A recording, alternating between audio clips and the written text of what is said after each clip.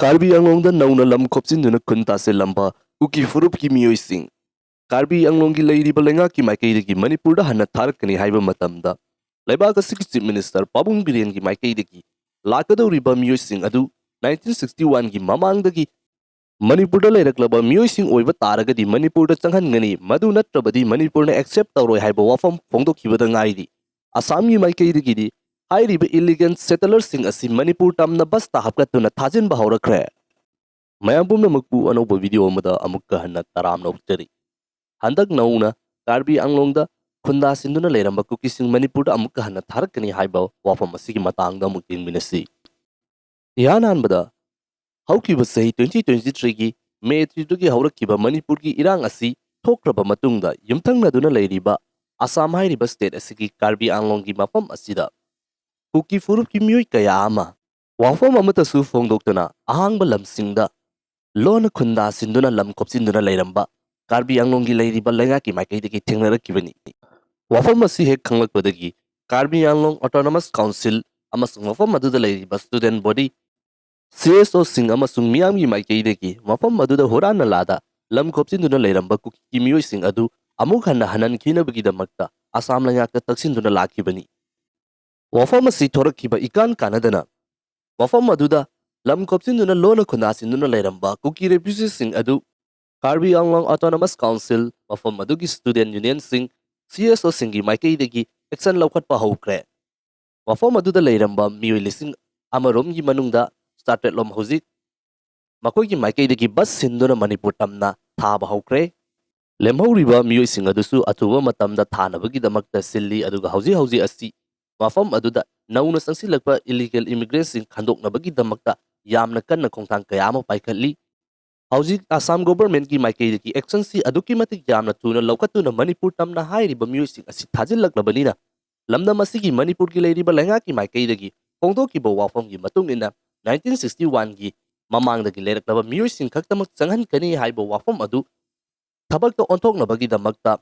lakliba miyoising adu Besyar lu khangdok na bagi damakta karamba khongthang sing laukhatpa haurabage laukhatlagana kayamuk yamna khumang chawsilabage karamba mafam singda pangthoklibage haiba wafam asini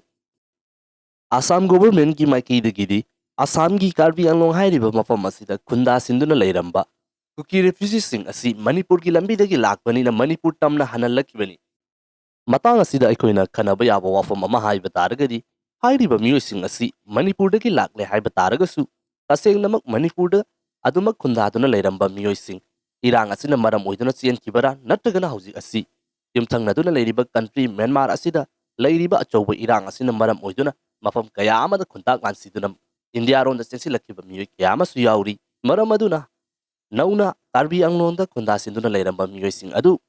Myanmar dagi lanjen naraklaga Manipur da su irang thokpanina leifam leitabadagi Assam da changsinduna khundasinbagi madugi oithokpa adusu yamna chawna leiribani maram aduna haujik Assam lenga ki maikaidagi Karbi Anglonggi jaga singda lona khunda sinduna leiramliba kuki miyoising asi Manipur tamna tharakpa asida togi lenga ki maikaidagi budi hoji yengsinnabagi damakta honari haiba wafam asi yamna cheksinna yengsinba mathau tai yumthangna duna leiriba Myanmar hairiba country sida thokliba achouba irang asiga loina Manipur da handak thorakliba irang asina maram oiduna yumthangna duna leiriba North Eastern states sing asida mapalamdagi changsilakpa illegal immigrants sing thidoknaba amasung demographic imbalance laktuna tungda lakadauriba matam asida issue laktanaba problem oiraktanabagi damakta khongthang kaya ama laukhatnakre cabinet uifam famduna kukising asi ST list gi laukthoknabagi damakta warepnakibasu adumak laiki mafam kaya amada border fencing tauba mitopsing khandokpa amasung hanankibagi oiba thawong kaya amasu hauji fawa lepa leitana paikhalakliba asini masigumlaba khongthang kaya ama North Eastern states sing asida paikhalakliba asi illegal immigrants sing huran nalada changsilakpa miyoising asibu attract tawdanabagi damakta sangningba fawdanabagi damakta tanthokhinabagi damakta laukhalakpa khongthangni matang asida wafam amatanga phongdokchage madudi aikoki Manipur hairiba state asigi oinasu central government ki maikaidagi Manipur gi ST list chanduna leiriba jinkuki domi paiti hairiba sing asi